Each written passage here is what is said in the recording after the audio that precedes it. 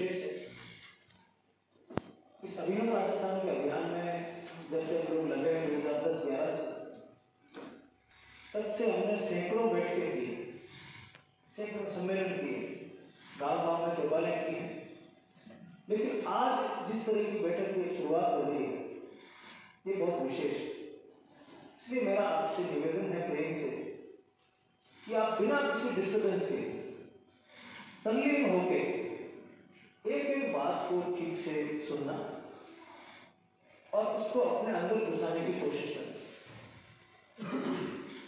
ये इसलिए जरूरी हो जाता है क्योंकि आज की बैठक हमारी प्रदेश समिति की बैठक है और प्रदेश समिति या स्टेट काउंसिल किसी भी पार्टी की सबसे बड़ी बॉडी होती है। हालांकि अन्य पार्टियों में इस तरह की समितियों का कोई मतलब नहीं रह गया है, वो नाम केवल राजी होने के लिए होता है, हम प्रदेश समिति के मेंबर हैं, बाकी उनका कोई ना कोई काम है ना कोई उद्देश्य है। अभिनव राजस्थान पार्टी की प्रदेश समिति के सदस्यों का बहुत बड़ा मतलब निकलने वाला है, इसलिए ये आज की बैठक है। और आप लोग जो प्रदेश समिति के सदस्य हैं, इस पार्टी की सबसे बड़ी इकाई के गठन में प्रमुख भूमिका निभा रहे हैं। आगे से पार्टी के जो भी निर्णय होंगे, पार्टी की जो भी रणनीति बनेगी, उसको इस समिति के सदस्य तय करेंगे। सरल शब्दों में समझ लीजिए कि अभिनव राजस्थान पार्टी की संसद है, ये जो निर्णय करेगी वही निर्णय पार्टी में हमेशा के लिए लागू होगा। पार्टी को आगे कैसे चलाना, कल को विधानसभा के चुनाव आते हैं तो पार्टी में कौन उम्मीदवार बनेगा, ये सारी बातें हमारी समिति तय करेगी। इसलिए एक बैठक बहुत महत्वपूर्ण है। ये कोई आम सभा नहीं कि हमने सबको बुलाया, कुछ हमारे खास दोस्त हैं और इस क्षेत्र के जो 6 जिले हैं, झुंझुनू, सीकर, चूरू, हनुमानगढ़, गंगानगर और बीकानेर, इन जिलों के जो हमारे समिति के सदस्य हैं, केवल उन्हीं को बुलाया गया है और उसका अपना पर्पज है, वो मैं आपके सामने रखूंगा कि आज की बैठक क्यों बुलाई गई है, आपको क्यों तकलीफ दी गई है कि आप अपने घर से या बीकानेर आए और इस बैठक में हम लोग कोई मंथन करें। इस मंथन का कोई परिणाम निकले तो आपकी 200-300 किलोमीटर की यात्रा का कोई अर्थ निकलेगा। अगर कोई परिणाम ना निकले तो हम फिर हमारा समय खराब करेंगे। इसलिए मैंने आपको कहा है कि आप हर बात को गंभीरता से सुनें। पहली बात यह है कि आप जब इस समिति के सदस्य हैं तो आपको इस पार्टी का नेतृत्व करना है, आपको लीडरशिप देनी है। अब आप कार्यकर्ता नहीं है कि आपको कोई निर्देश देगा उसके अनुसार आपको काम करना है, अब आपको लीडरशिप करनी है और आपके अंदर एक जो लीडर छुपा हुआ है उसको बाहर निकालना है। जैसे आप IAS के एग्जाम देते हैं, RS के एग्जाम देते हैं, मेडिकल का एग्जाम देते हैं, उस एग्जाम को पास करते हैं। वो पास करने के लिए आपका साधारण स्टूडेंट होना काम नहीं आता। आप 60% ले आए, 80 ले आए, 90 ले आए, इससे कोई फर्क नहीं पड़ता, लेकिन उस कंपटीशन में पास होना ये मायने रखता है। हम लोग अब तैयारी शुरू कर रहे हैं 2023 के चुनावों की, स्पष्ट रूप से, बिना मीन में के, बिना छुपाए, और उसकी तैयारी आप लोगों को करनी है। उस परीक्षा में पास होने के लिए हमको कैसे कैसे चलना है, क्या क्या करना है, ये सारी बातें आज हमको विचार करनी है। इसलिए मैंने कहा प्रदेश समिति का सदस्य होना तो बहुत बड़ी बात है। आप यूं नहीं सोचिएगा कि केवल नाम आ गया, सदस्य हो गए, पद हो गया, अब जिम्मेदारी है। उस जिम्मेदारी में सबसे पहली जिम्मेदारी, जैसे अभी डॉक्टर साहब ने जिक्र किया, वो यह है कि क्या आप अभिनव राजस्थान पार्टी की आइडियोलॉजी को, विचारधारा को समझते हैं। कल को आपसे कोई पत्रकार पूछ ले, कहीं पे कोई खड़ा आदमी पूछ ले कि आपकी पार्टी की विचारधारा क्या है, आप चाहते क्या हो, और आपको ये तो नहीं पता हम डॉक्टर साहब के साथ हैं। जैसे बहुत सारे लोग अभी कहते हैं हम तो इसके कारण से पार्टी में है, हम तो उसके कारण से पार्टी में है। वो यात्रा लंबी नहीं चलती है, वो रुक जाती है।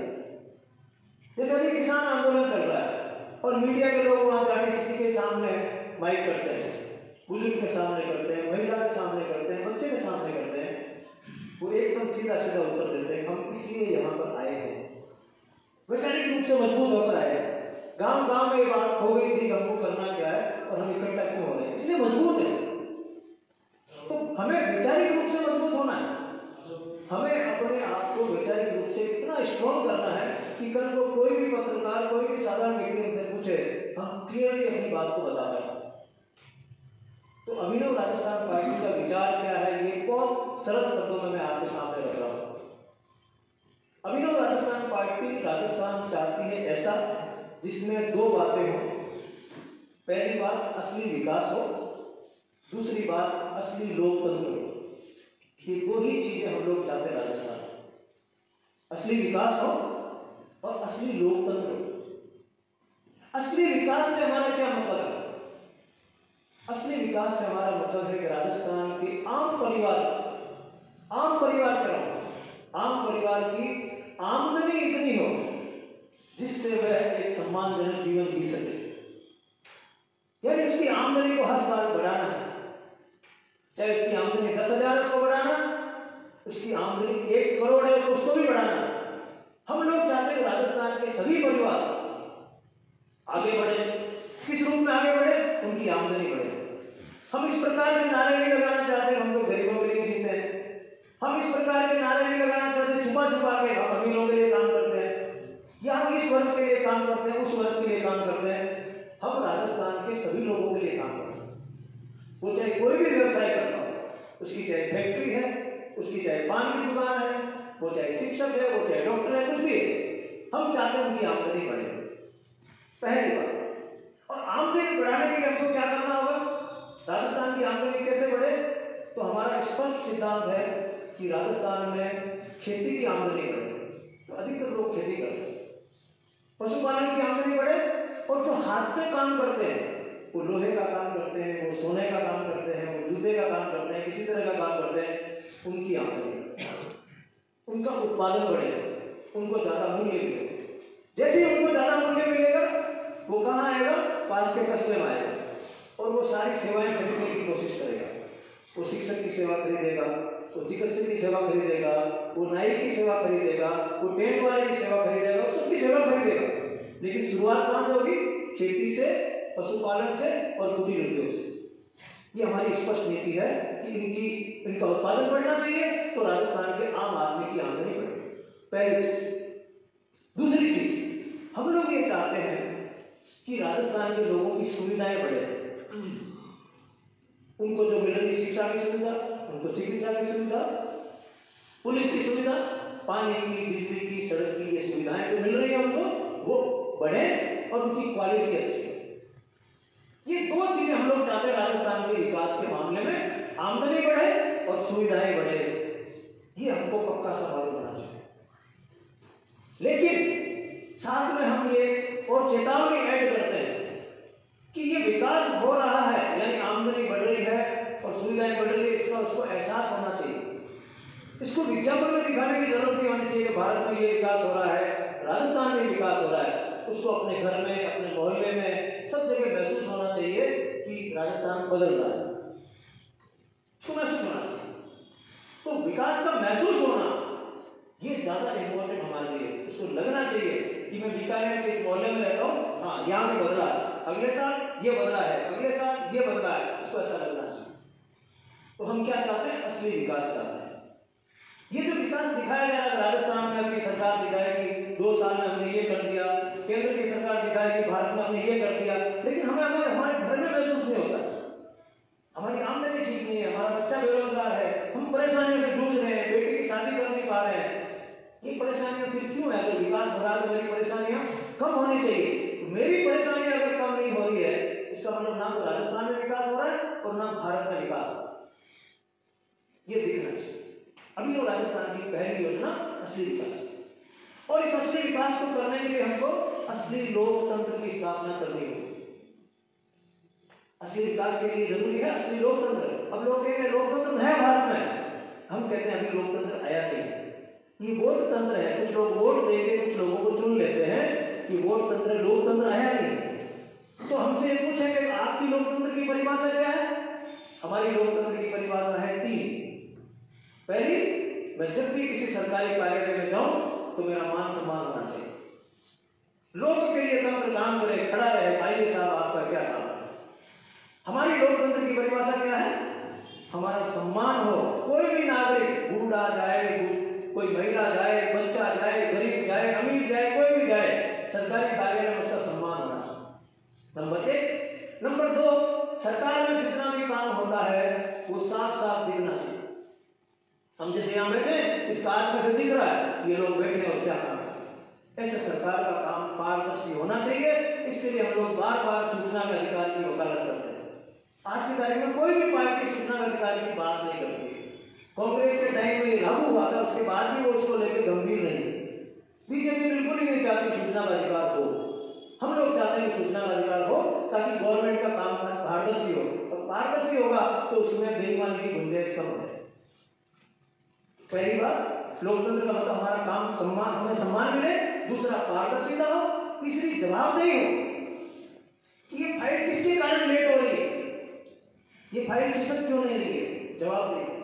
मैंने अगर किसी को लेटर लिखा तो वहां से वापस जवाब आना चाहिए, जवाबदेही होनी चाहिए।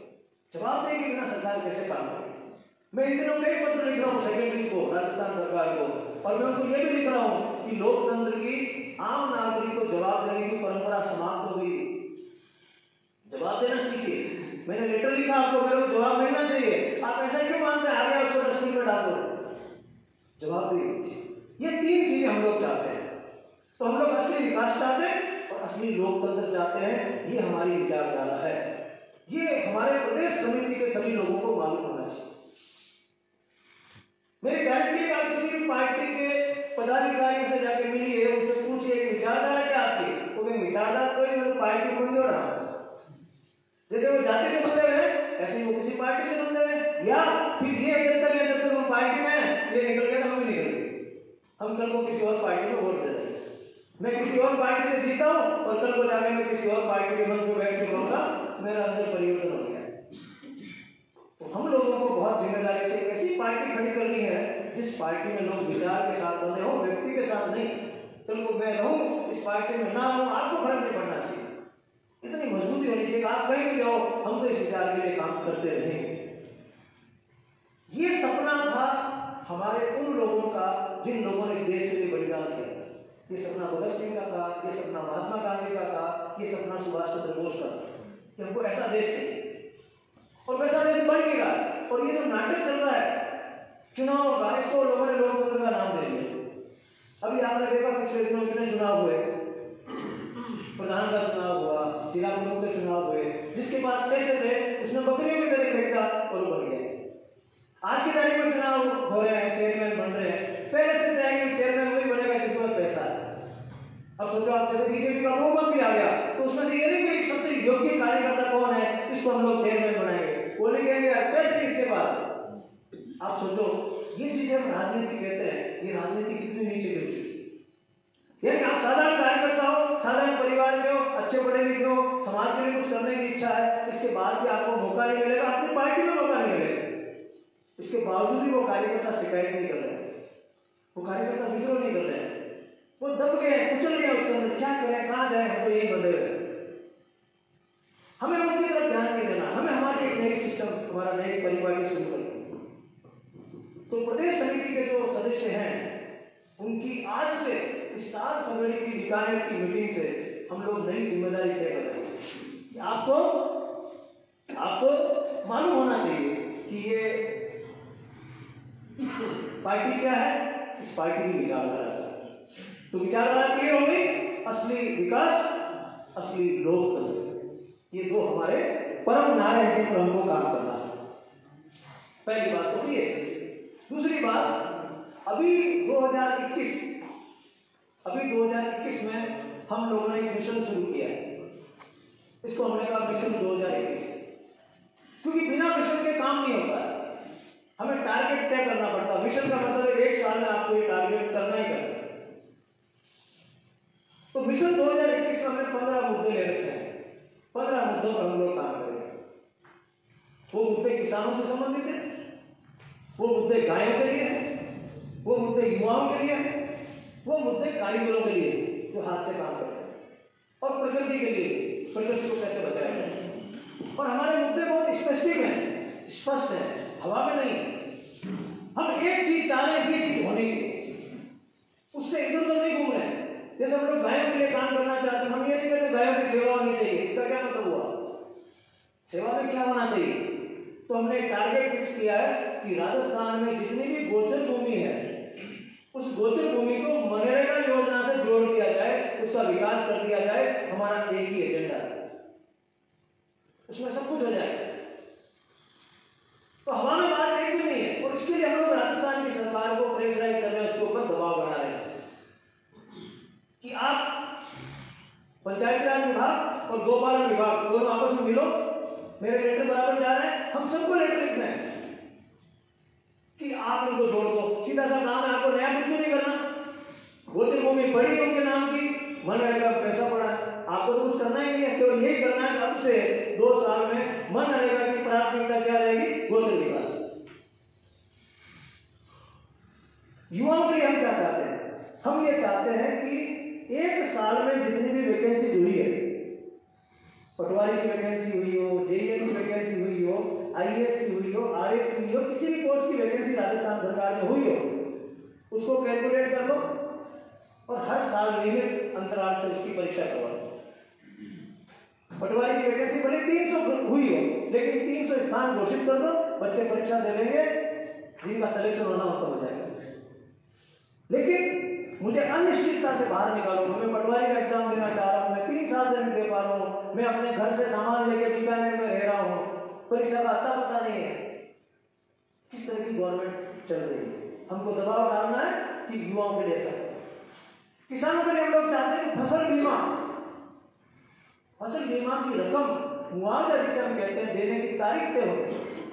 जब आपका प्रीमियम लेने की तारीख फिक्स है, कब 31 जुलाई को लेंगे, काट लेंगे, 31 दिसंबर को काट लेंगे, तो जो फसल आ गई और खराब हो गई है, उसकी भी डेट फिक्स होनी चाहिए कि जब आपकी फसल की कटाई का दिन होता है, उसके 2 महीने बाद अगर आपका नुकसान हुआ तो आपको बीमा मिल जाए। हमारे 15 मुद्दे ऐसे स्पष्ट है, कहीं कोई कंफ्यूजन नहीं, किसी भी तरह का कंफ्यूजन नहीं है। तो मिशन 21 में हमको 15 मुद्दों पर काम करना है। अब हमारे जो समिति के सदस्य बन गए, क्योंकि सब लोग इनको देख रहे हैं, अगर किसी को गलतफहमी है कि हमारे ऊपर नजर कम है, तो ये दिमाग से निकाल दें। हमारे ऊपर राजस्थान के लगभग अलर्ट, जिन्हें अलर्ट लोग कहते हैं, उनकी नजर है। ये लोग क्या करते हैं? आलोचना मिले, वो कहते हैं कि यार इनका पार नहीं पड़ने वाला, ये चुनाव जीत नहीं सकते, बातें इनकी अच्छी है लेकिन धरातल में नहीं उतर रही है, लोगों के कानों में नहीं घुस रही है, वो कहते हैं, लेकिन उनके तो घुसी भी खुद थे अविश्वास। लेकिन उनको ये तो पता है राजस्थान में कोई नई बात हुई है, उनको अंदर से अच्छा लगता है कि मैं किसी ऑफिस में जाऊं तो मेरा मान सम्मान हो, ये उनको अच्छा लगता है। लेकिन उसके बावजूद भी वो किसी दूसरी पार्टी में क्यों जुड़ा हुआ कि संभावना नजर नहीं आती कि पार्टी सफल होगी या नहीं, उस पर मैं अभी आऊंगा। तो आप ऐसा मत सोचिएगा कि आपके ऊपर नजर नहीं है, नजर तो है। आप जैसे कोई ऐसी भाषा एक लाइन लिखते हो, नीचे लोग लिखते हैं अभिनव वालों से ऐसी उम्मीद दी थी, कांग्रेस बीजेपी वाले चाहे गालियां निकाले, अभिनव वाला कुछ भी टेढ़ा लिख देता, नीचे लिखते हैं ये अभिनव शांति की भाषा नहीं हो सकती। इसका मतलब क्या है? आपसे बहुत अपेक्षा कर रहा राजस्थान आपसे अपेक्षा करता है कि आपकी भाषा ही नहीं हो सकती। तो हमें उस भाषा को कायम रखना है, हमारी उस परिपाटी को, हमारी उस गरिमा को कायम रखना है। हमारी भाषा में गरिमा होनी चाहिए, संयम होना चाहिए, शालीनता होनी चाहिए, ये ध्यान रखें। प्रदेश समिति के सदस्य खासकर वो ध्यान रखें मैं क्या लिख रहा हूँ, क्या बोल रहा हूँ, और लोगों में मेरे प्रति आदर का भाव आना चाहिए लिखने के बाद। साधारण लोग जो सोशल मीडिया पर लिखते हैं उस भाषा में हमको नहीं लिखना, क्योंकि आपको अपने अंदर का बेस्ट निकालना है, लीडर निकालना है, और जो लीडर होता है वो आम लोगों की तरह नहीं होता, उसका लिखा हुआ, उसका बोला हुआ मायने रखता है। और मैं इस मीटिंग के माध्यम से आपके अंदर उस बेस्ट लीडर को बाहर लाना चाहता हूं जो आपके अंदर छुपा हुआ। तो आपकी भाषा जो है उसमें संयम होना चाहिए। दूसरी बात, लोगों को जोड़ने का जज्बा होना चाहिए। आप तो जुड़ गए, जैसे मैंने आपको जोड़ दिया, आज बीकानेर हम लोग यहाँ बैठ गए, मैं कल जयपुर में जाऊंगा, लोग बैठ गए, मैंने इतने लोगों को जोड़ दिया। अब आप भी कोशिश करो, आप भी 5 से 10 लोगों को जोड़ो। लीडरशिप का मतलब क्या? जोड़ना। हालांकि अभी लीडरशिप का मतलब बांटना समाज को, हमारा उद्देश्य है लोगों को जोड़ना। आप भी कोशिश करो कि मैं किस तरह से 5 से 10 लोगों को अपने साथ जोड़ सकता हूं। कैसे जोड़ना? उसे आप राम राम करें, उसके बर्थडे पे विश करें, उसकी वैवाहिक वर्षगांठ पे विश करें, अगर उसके घर में कोई अस्पताल में भर्ती है तो वहां जाके खड़े रहें, उसको लगेगा ये आदमी मेरे लिए कुछ है। टारगेट करके आपको 5 से 10 20 लोगों को जोड़ना जीवन में, जो बोले कि आदमी कहना होगा खाई में जा बोल जाओ बस, तब आपके अंदर का लीडर होता है। मैं अकेला नहीं हूं, मेरे साथ कितने लोग आ गए। प्रदेश समिति के सदस्यों को विशेष रूप से अपने अंदर की लीडरशिप को निकालना बाहर और लोगों को जोड़ने की कोशिश करें। मैंने पहले क्लियर कर रखा है कि मैं नहीं चाहता अभिनव राजस्थान में ऐसे लोग काम करें क्योंकि मैं फुल टाइम यही काम कर रहा हूँ। अभिनव राजस्थान अभियान फुल टाइम काम नहीं है। आप अपने घर का काम करिए, अपने परिवार को चलाइए। हम उन गैर जिम्मेदार नेताओं की तरह नहीं होना चाहते जिनको पता ही घर में बच्चे कौन सी क्लास पढ़ रहे हैं। हमें इस तरह की पीठ खड़ी नहीं करनी है। घर का काम करो मस्ती में, 8 घंटे 10 घंटे कितने घंटे काम कर लेंगे घर का। उसके बाद जो फ्री टाइम आपको मिलता है उस टाइम में आपको पार्टी के लिए कुछ करना है। 24 घंटे में 1 घंटा अगर आप पार्टी के लिए प्लान करके दे रहे हैं कि आज को मुझे इस विषय को उठाना और इतना रचनात्मक तरीके से उठा सकते हैं। 1 घंटे में आप प्लान कर रहे हैं कि यार मैं आसपास में फलां आदमी से मिलकर आ जाता हूँ, दिमाग में रखना पार्टी के लिए मिलकर आ रहा हूँ, लेकिन मिलकर आ जाता हूँ और क्या आ रहा है आपके चाय पी के आ गया, पार्टी का काम हो गया। 1 घंटा आपको पार्टी के लिए निकालना पूरे 24 घंटे में। और प्रदेश समिति के सदस्यों को पूरे महीने में केवल 1 दिन निकालना। आप पूरा महीना घर का काम करिए, लेकिन 1 दिन आना जरूर है जिस दिन हम सोच लें कि हमको राजस्थान के सूचना आयोग के सामने खड़े होकर कहना है कि सूचना का अधिकार का मजाक मत बनाओ और सूचना का अधिकार की धारा 4 को लागू करो। उस महीने की 1 इवेंट के दिन हमारे प्रदेश समिति के सदस्यों को कह रहा हूं मैं, उनको तो आना ही है। हम आगे 1 दिन हमने अलग से रख रखा है। 30 दिन में से परिवार से हमने 1 दिन मांग रखा कि 1 दिन आपके पास नहीं रहेंगे, जो भी होगा खर्चा मिलके बांट के करेंगे, लेकिन वहां पहुंचेंगे तो हमारी प्रदेश समिति के सारे सदस्य आएंगे, उनके साथ और भी लोग आएंगे।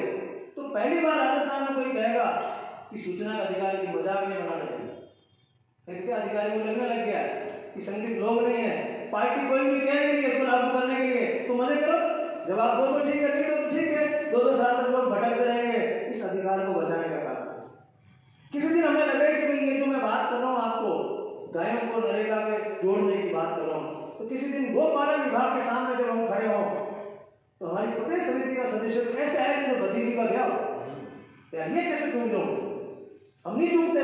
उसी भावना से पार्टी के लिए आगे खड़े होना है कि हम लोग आगे यहाँ पे और गायों के लिए कुछ करवा के रहेंगे। आप लोगों से महीने में 1 दिन का समर्पण आपको देना है, दिन में 1 घंटे का देना, बाकी आप अपनी जिंदगी चाहे जैसे जिए। अगर हम इतना सा समर्पण पार्टी के प्रदेश समिति के सदस्य दे रहे हैं, मैं आपको गारंटी से कह रहा हूं राजस्थान का बदल दो। ये जो ग्रुप है यही बदल सकता और कोई नहीं बदलेगा, लेकिन मन में विश्वास रखो। कई बार ऐसा लगता है हम पार्टी के लोग चुनाव नहीं जीत पाए। अरे यार पार्टी हो क्या, 2018 में तो आपकी पार्टी बनी, फरवरी में 18 दिसंबर में आपने चुनाव लड़ा। इसके बावजूद भी आपकी पार्टी की विचारधारा में इतनी ताकत थी कि 100 लोग खड़े हो गए चुनाव लड़ने के लिए। ये ठीक है कि बाद में दबाव बढ़ा दो, कई लोगों ने फॉर्म वापस ले लिए, फिर भी राजस्थान में 62 जगहों पे लोग अपनी जेब से सिक्योरिटी के पैसे जमा करा के और प्रचार करने के लिए घूमे। क्या ताकत थी? हालत यह है कि अभी जो स्थापित पार्टी है उनके टिकट नहीं लेते लोग। मैं नागौर से आता हूँ और नागौर प्रॉपर में बीजेपी पूरे टिकट नहीं दे पाती। आज की तारीख में नागौर नगर परिषद नहीं दे पाती, नागौर के जिला परिषद नहीं दे पाती, जिसको विश्व की सबसे बड़ी पार्टी कहते हैं। नागौर के पास में पूछे रहा है बसपा, एक आदमी ने बीजेपी में टिकट नहीं लिया। कहा है पार्टी के पास कुछ नहीं है। इस पार्टी के 62 लोगों ने फॉर्म कर दिया, 22,000 गांवों पर लोग चले गए हमारी पार्टी की बातें करने। ये कम ताकत थोड़ी, जज्बा चाहिए और विचारधारा का जज्बा होता है ना, वो बहुत बड़ा जज्बा होता है। उसके सामने संख्या बहुत हो जाती है, संख्या तो कभी भी खड़ी हो जाएगी, संख्या की टेंशन हो तो कभी भी खड़ी हो जाएगी। किसानों के मन में विद्रोह था तो एक रात के अंदर खड़ा हो गया, वापिस देखो डूबते डूबते एक रात के अंदर खड़ा हो गया। इसका मतलब कहीं था जज्बा, तो उसको चिंगारी की जरूरत थी, एक रात तो लगी, अचानक माहौल बदल गया। तो अभी राजस्थान पार्टी का सपोर्ट खड़ा है। आपने इतने बीज डाले राजस्थान के अंदर, दिमाग के अंदर, कभी भी निकल जाएंगे। अरे यार हम भी सोच रहे थे कि पार्टी थोड़ी आएगा, अब हम आ गए। और आपको लगेगा इतने लोग इस शहर में कहां थे, पहले तो सोचे तो अकेले थे, इतने लोग कहां से आ गए। लीडरशिप के दम पर आए। इस लीडरशिप को जो मैंने अभी बातें कही है, ये बातें अंदर घुसा रहे हैं। अनुशासन में रहना, नियमितता से काम करना और संतुलित तरीके से काम करना, प्लान करके काम करना। मैंने आपसे सिर्फ एक रिक्वेस्ट की है, एक दिन में 1 घंटा दो, 1 महीने में केवल 1 दिन बुलाऊंगा आपको ये नहीं हर 15 दिन में यहाँ प्रदर्शन करना है, लेकिन ऐसे काम के लिए बुलाऊंगा जिसमें आपकी छाप पड़ जाएगी कि राजस्थान में किसी ने बोला था इस बात। और हर महीने में कंट्रीब्यूशन आप लोग वैसे ही करते रहे तो ठीक है। आपको कभी लगता है मैं 100 रुपये कंट्रीब्यूट कर दूं, कभी लगे अच्छा मुझे 500 कर दूं, अपने खुली छूट रखी, तो कंट्रीब्यूशन आपका चलना चाहिए। इतना सा कंडक्ट आपसे हम करवाने की कोशिश करें। ये 3 बातें मैंने आपको कही। आपकी भाषा, विचारधारा आपको मालूम होनी चाहिए, नहीं है तो और लिख लेना, और कोई कंफ्यूजन हो अभी कोई सेशन में बैठेंगे बात करना कि इसका मतलब क्या है, ये कैसे संभव हो पाएगा, मुझसे खुले पूछना। अब एक हमको क्लिक करना है, बहुत सेंसिटिव संवेदनशील बात है। एक क्लिक करना, एक प्रयोग करना, इस साल करना। इस साल राजस्थान विधानसभा में 4 उपचुनाव, 4 जगह होने। हमको एक विधानसभा का उपचुनाव लड़ना, वो केवल सुजानगढ़ का। हमने काफी बार आपस में बात की थी क्यों लड़ना, उसके सबके अपने स्पष्ट कारण।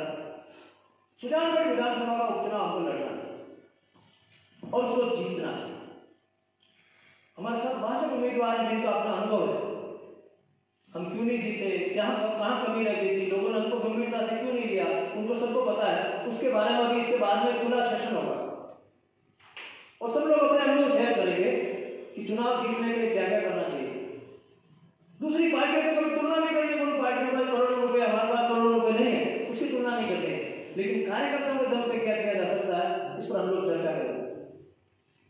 सुजानगढ़ विधानसभा का उपचुनाव हमको जीतना है। एक क्यों जीतना है, ताकि हम लोगों को बता सकें हम जीत भी सकते हैं। एक जीत जरूरी है, विधानसभा में एक एंट्री जरूरी है, और उस एक एंट्री से बहुत बड़ा मैसेज हो जाएगा, लंबा मैसेज जाएगा। और 2023 की हमारी जो फाइनल एग्जाम है उसके लिए प्रिलिमिनरी का काम करेगी, प्रारंभिक परीक्षा का काम। उसमें कैसे क्या हम लोग ड्यूटी करेंगे, कैसे अपने घर के कामकाज को चलाते हुए वहां प्रचार प्रसार कैसे करेंगे, उस सब की योजना पर अलग सेशन में भी बनाएंगे, जिसके लिए हम एकत्रित होंगे। सुजानगढ़ विधानसभा के चुनाव में हम लोग किस मुद्दे पर लड़ेंगे, तो हम लोगों का मुद्दा बहुत स्पष्ट होगा। सुजानगढ़ विधानसभा में हम लोगों को ये कहेंगे हम आपको एक विधायक देंगे, तो वो आपको कहेंगे विधायक तो पहले से देते आ रहे हैं, हम तो चुन रहे हैं, लेकिन अभी आप विधायक नहीं चुन रहे। संविधान में जैसा लिखा वैसा विधायक आप नहीं चुन रहे हो। हम आपको पहली बार बताएंगे विधायक क्या चीज होती है, और आपको एक विधायक देंगे जो आपके लिए काम करेगा। उस विधायक की सिर्फ 5 चीजें हम लोग उनके सामने रखेंगे, हम लंबा चौड़ा भाषण ही नहीं देंगे वहां। हम कहेंगे कि आप अगर हमारे पार्टी के कैंडिडेट को चुनते हैं तो आपके लिए 5 काम करेगा।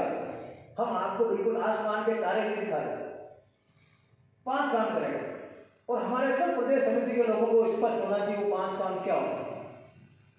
पहला काम, सुजानगढ़ और बीकासर दोनों जगह पे उसका कार्यालय होगा, और वो सरकारी कार्यालय वो तरफ खुलेगा। तो कहेंगे उस कार्यालय का पैसा कहां से आएगा, उसका पैसा सरकार देती है, विधानसभा देती है, उनके हर महीने के बिल में कार्यालय खर्च का पैसा मिलता है। हम उससे केवल वही काम करवा रहे हैं जो उसको करना चाहिए, कार्यालय का और कार्यालय सहायक का पैसा विधानसभा उनको देती है, लेकिन आज तक लोगों ने देखा नहीं है वो कार्यालय कहाँ है और वो सहायक कौन सा है।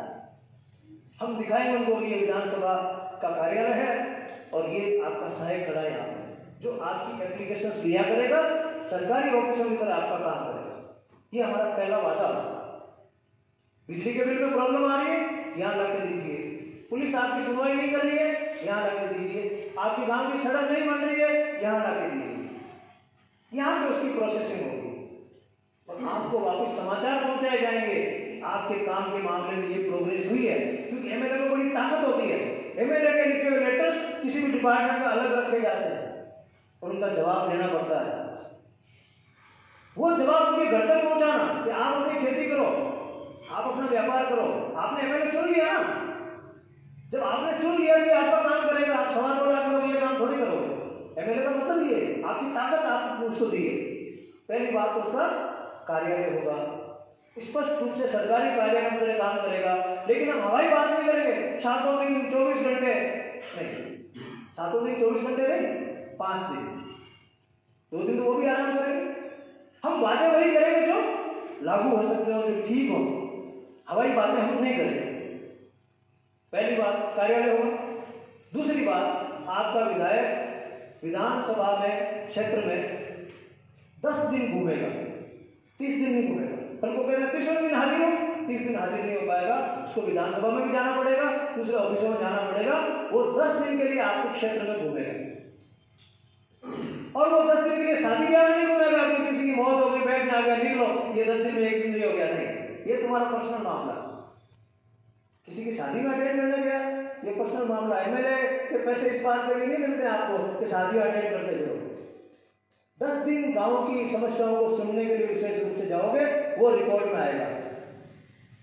तो 30 दिन में से 10 दिन आपके डेडिकेटेड रहेंगे आपके क्षेत्र विजिट के लिए। तो उसका पैसा कहां से आएगा?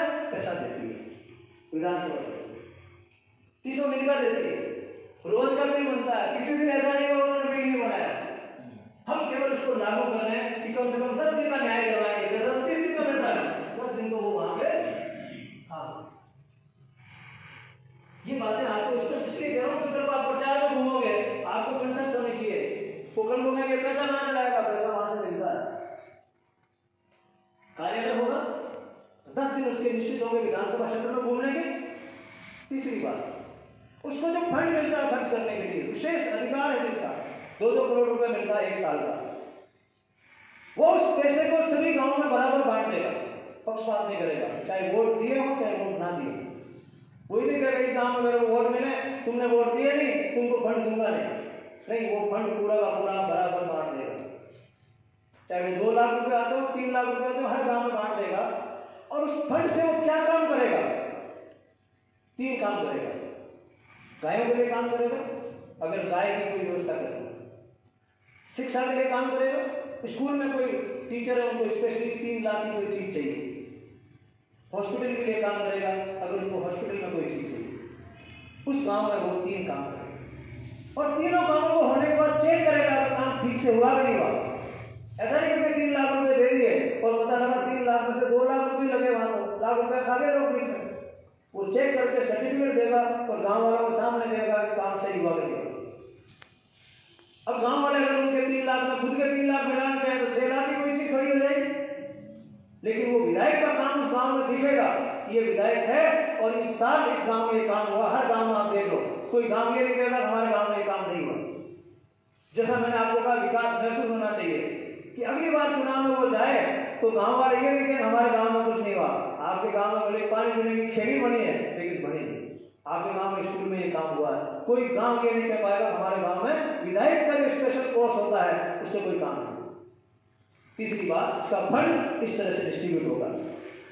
चौथी बात, वो अपने डेली के टाइम टेबल को अपनी जनता के सामने रखेगा। आज मैं कर क्या रहा हूं, क्योंकि मुझे तनख्वाह मिलती इस बात की। आज मैं आराम से मेरे को मैं सो रहा हूं, ये नहीं चलेगा। आज मैं मस्ती कर रहा हूं दोस्तों के साथ, ये नहीं चलेगा। तुम्हें चुना है लोगों ने और पैसे भी देते हैं, तुम्हारे हर रोज के पैसे देते हैं। आपको बताना पड़ेगा कि आज की तारीख में आप कर क्या रहे हो।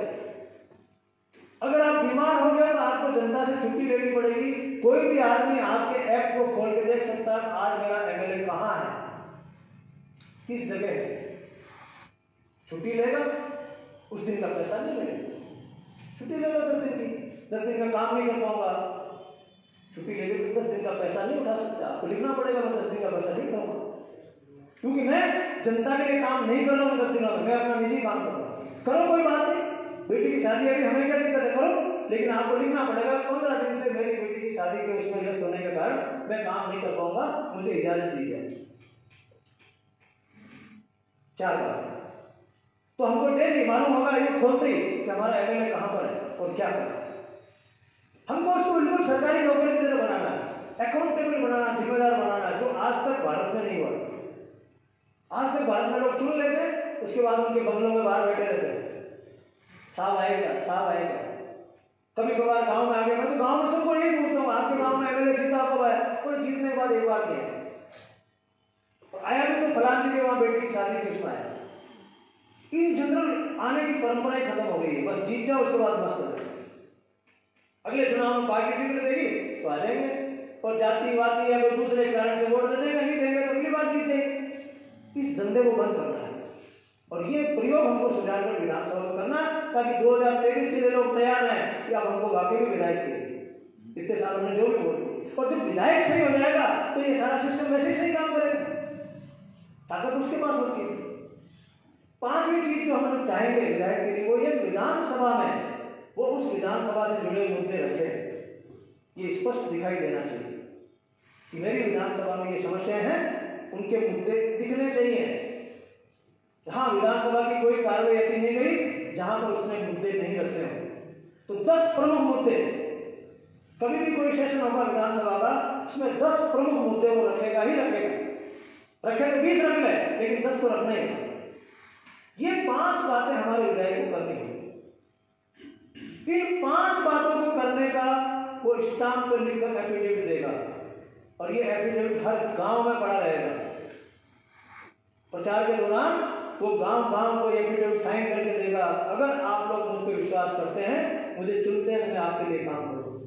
अगर मैं ये काम नहीं करता हूं, इस रीति से नहीं चलता हूं, अगर सोच लो कोई टीचर है, उसको हम पैसा देते हैं तुम स्कूल में जाकर पढ़ाओगे, अगर वो 20 दिन स्कूल नहीं आए, क्या करेंगे? क्या करेंगे? 20 दिन स्कूल नहीं आए, सस्पेंड करेंगे, एब्सेंट मानेंगे, तनख्वाह काटेंगे, एक्शन होगा उसके खिलाफ।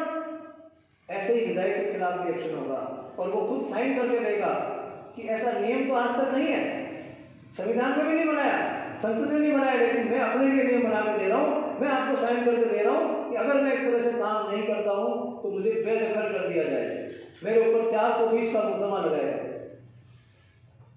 पिछली विधानसभा में भी हमने दिया था, लोगों ने लिया भी, अच्छा भी लगा, लेकिन हमारे ऊपर विश्वास नहीं हुआ। यार ये लिख के तो दे रहे हैं, लेकिन चुने तो जाएंगे नहीं, और मैं अपना वोट क्यों खराब करूं? ये एक जनरल भावना थी। बातें आपकी अच्छी है, लिख के दे रहा हूं, कौन लिख के दे रहा है, लेकिन मैं आपको वोट नहीं कर सकता क्योंकि मेरा वोट हार में चला जाएगा। जबकि वो सारे वोट हार में चले गए। कहीं भी आप जाके पूछो, आंख मीच के 100 में से 95 लोग आपको कहेंगे इस बार तो इसको एमएलए नहीं बनाएंगे। 100 में से 95 की मेरी गारंटी, आप आंख मीच के पूछ लो कि एमएलए वापिस जीतेगा, वापिस और जमानत कर दोगी। तो आपने तो वोट जीत में दिया था, सोच समझ के दिया था, तो अभी तुरंत ही 2 साल के अंदर खिलाफ कैसे हो गए? विश्वास नहीं था हमारे को, हमें उस विश्वास को वापस से जमाना। क्या कमियां रह गई थी चुनाव में, हम सब जानते हैं। एक कैंडिडेट था, 4-4, 5-5 लोग साथ में घूम रहे थे, लगा नहीं उनको जैसे माहौल है। इस बार हम लोग पूरा माहौल बनाए, हर गांव में हमारे 5-6 कार्यकर्ता घूमते दिखे, हर गांव 92 गांव है, वहां पर 92 गांव है, हर गांव में हमारे कार्यकर्ता दिखेंगे, और लोग मजबूर होकर जाएंगे अब तो वोट देना पड़ेगा। इतनी बात है, तो पूरा चुनाव जीतना, और एक चुनाव जीतने से एक सोनार की और एक दुल्हन।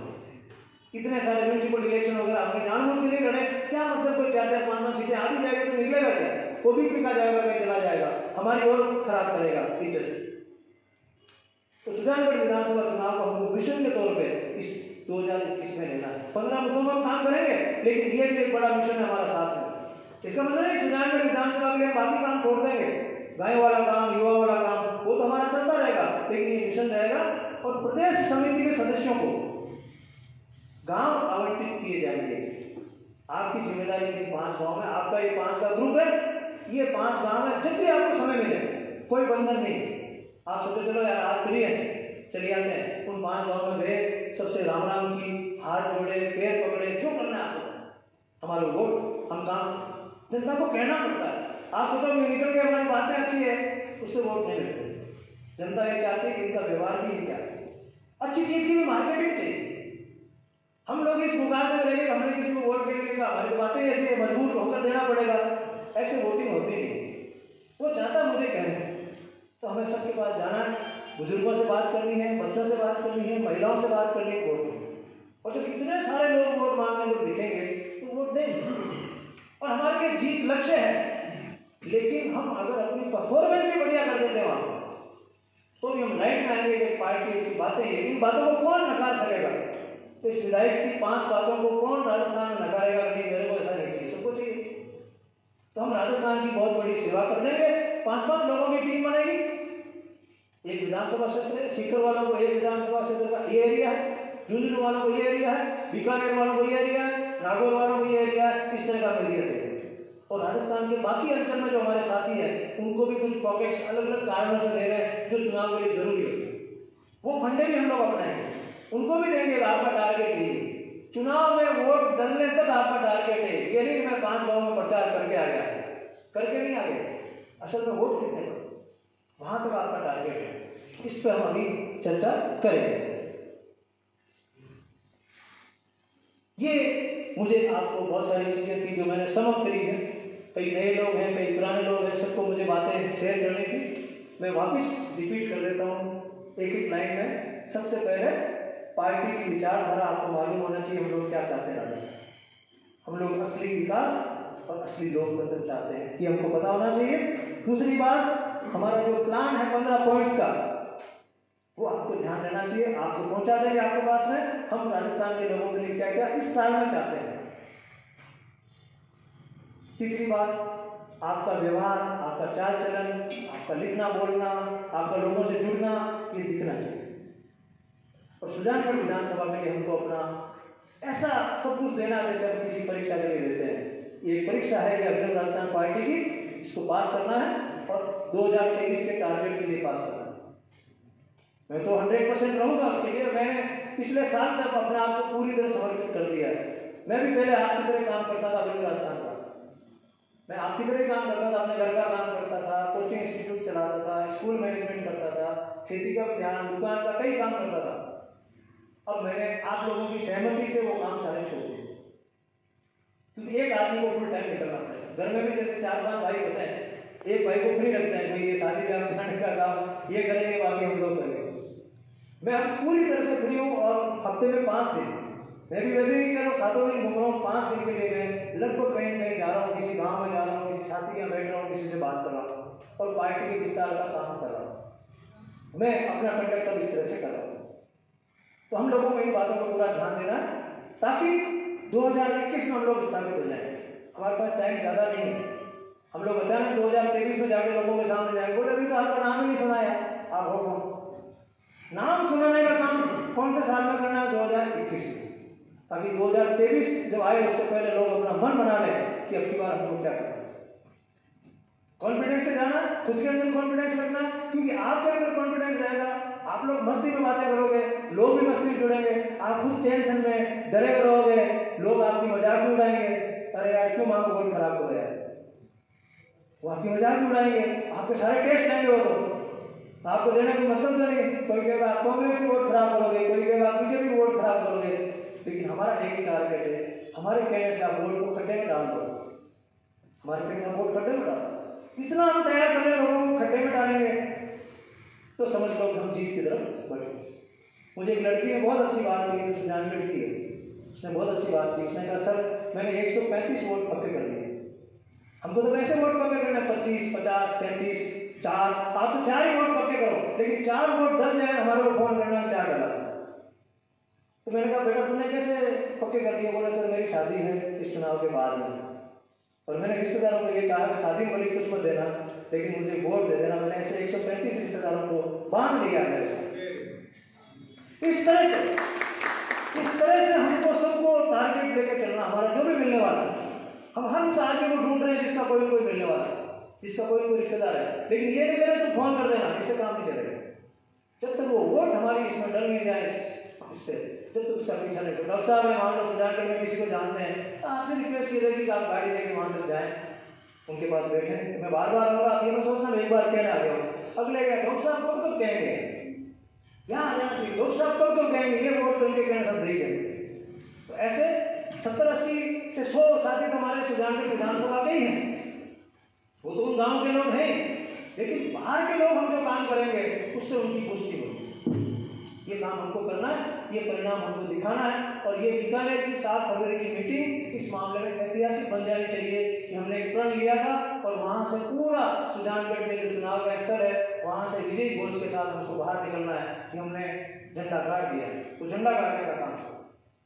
इसके अलावा भी जो 15 काम है, उन 15 कामों को लेके जो मैंने आपसे एक दिन मांगा है, एक दिन मना मत करना, सब ऐसा काम हो गया, ऐसा रिश्तेदारी कोई शादी है, आपकी बच्ची की शादी है तो अलग बात है, आपकी भतीजी की शादी है अलग बात है, मिलने वाले के दोस्तों यार ये बहुत बड़ी शादी है, ये जो काम कर दोगे तो पीढ़ी आपको याद करेगी, शादी में नहीं भी जाओगे कोई फर्क नहीं पड़ेगा, किसी और को भेज दो, सॉरी बोल दो, लेकिन महीने में एक दिन का ये काम तो करना ही है। क्योंकि एक दिन आप गोपालन विभाग के आगे खड़े होकर गायों का मुद्दा उठाते हो, आप छा जाओगे, किसी ने नहीं उठाया मुद्दा। एक दिन जाके हम पंत कृषि भवन के सामने खड़े होकर कहते हैं कि फसल बीमा की रकम फसल कटने के 2 महीने बाद मिलनी ही चाहिए। ये किसान कितने से हैं, पूरे भारत के किसानों का प्रतिनिधित्व कर रहे हैं, लेकिन कितने सॉलिड तरीके से बात रख रहे हैं, आप उसकी मजबूती देखो, मुद्दा बना दिया, मुद्दा बना दिया उन्होंने। क्यों? क्योंकि शिक्षित है। देखो 3 बातें, शिक्षित है, संगठित है और उसके बाद आंदोलित। किसी भी सक्सेसफुल मूवमेंट का फॉर्मूला होता है, सबसे पहले आप अपने लोगों को शिक्षित करो, फिर उनको संगठित करो, और जब शिक्षित और संगठित आदमी इकट्ठा होता है ना, इसकी बात नहीं लग जाती है, आंदोलन को राह पकड़नी पड़ती, प्रकृति उसकी मदद कर देती है। अब इस आंदोलन को प्रत्यक्ष नहीं किया, हमको लगने लगे हमको राजा कि आज तो मामला खत्म हो गया, लेकिन देखो शिक्षित थे सब लोग, संगठित थे, बरसात आई सर्दी आई लेकिन डटे रहे, प्रकृति ने ऐसे कृपा की उनके ऊपर, अचानक 1 घंटे के अंदर कुछ घटना घटी और पूरे देश का आंदोलन वापस हो गया। हम भी शिक्षित होकर संगठित होकर और मैदान में उतरेंगे, कठिनाई आएंगी, मैंने कहा लोग गालियां निकालेंगे अपने को, क्यों हमारे वोट खराब कर रहे हो, क्यों ये कर रहे हो, कुछ होना जाना नहीं है, तुम्हारे पास कोई सामान नहीं है, हमको ऐसा कहेंगे, लेकिन हम कहेंगे फिर भी आप हमारा साथ दो, प्रकृति को हमारा साथ देना और हमारे ऊपर जिम्मेदारी है कि हम एक अच्छा सा राजस्थान बनाएं। ये जिम्मेदारी है, जिम्मेदारी से पीछे नहीं हटना और कोई नहीं कर पाएगा। मैं आपको गारंटी से कह रहा हूं, अगर हम लोग नहीं कर पाए तो और कोई भी नहीं कर पाएगा। राजस्थान के अंदर मेरी गारंटी, चुनाव होंगे, एक पार्टी हार जाएगी, एक पार्टी जीत जाएगी और यही व्यवस्था आपको देखने को मिलेगी। हमें उस व्यवस्था से छुटकारा दिलाना है, तो हमने क्यों इतने साल मेहनत कर ली, इस ग्रुप ने 10 साल से मेहनत कर ली है, इसलिए केवल यही ग्रुप कर पाएगा और कोई ग्रुप नहीं कर पाएगा। जाति धर्म के मामले से हम लोग वैसे दूर रहते हैं, हमारे ग्रुप में बड़ा स्पष्ट है, आप लोग जातिगत घृणा फैलाएंगे, सांप्रदायिक घृणा फैलाएंगे, आपको बाहर निकालेंगे। सीधी सी कोई लाभ लगाएंगे नहीं साहब, इसको रोजगार में हमको ज्यादा वोट मिलेंगे, हमको इस तरह के वोट नहीं चाहिए। समाज का बंटवारा हम किसी भी कीमत में मंजूर नहीं करते, हमको समाज के सभी लोग साथ, गरीबी, और हम कह रहे हैं हमको गरीब भी चाहिए, अमीर भी चाहिए, हम वो नारे भी नहीं देना चाहते राजनीति में, हम गरीबों के लिए करेंगे, हम तो अमीरों के लिए भी करेंगे, हम तो कहेंगे करोड़पति है अरबपति बने, क्यों नहीं बने। ये जो बंटवारा वाले फॉर्मूले होते हैं ये किसी को मदद नहीं करते हैं। लोग गरीबों के नाम पे वोट लेते हैं और रात को अमीरों के साथ सोते हैं, अभी तक यही होता है। लोग राजी हो जाते हैं, बेरोजगारी के नाम पे लेते हैं वोट, हम तुमको इतना रोजगार दे देंगे, और बाद में पूंजीपतियों के साथ बैठ जाते हैं कि नहीं रोजगार हम कम कर देंगे। ऐसा इस देश में और पूरे विश्व में हो रहा है, खाली देश में नहीं पूरी दुनिया में ऐसे चाले राजनेता करते रहते हैं। हमको क्योंकि राजनीति नहीं करनी है, हमको लोक नीति करनी है। और बहुत सारे लोग आपसे पूछेंगे लोक नीति कहाँ है, तो कहना कि जनता के लिए योजना बनाना, नीतियों की बातें करना, तो राजनीति कहीं है। राजनीति कोई भी कीमत पर राज में आने की नीति, बांट के, लड़ा के, झगड़ के, झूठ बोल के, झांसा छल कपट करके, वो राजनीति वो हम करते ही नहीं। हम तो स्पष्ट बातें कर रहे हैं, जो हमने बातें की स्पष्ट है, इसमें कहीं झांसे की बात ही नहीं है। हमको इस प्रकार से करना है। आज से ही हम लोग इस मिशन पर अपना काम शुरू करेंगे। ये जो हमारा सेशन है ये 3 पार्ट में चलेगा। जैसे अभी एक हमारा सेशन हुआ है, ये मैंने आपको परिचय दिया है। इसके बाद हम लोग खाना खाएंगे, खाने की तैयारी है पूरी हनुमान जी।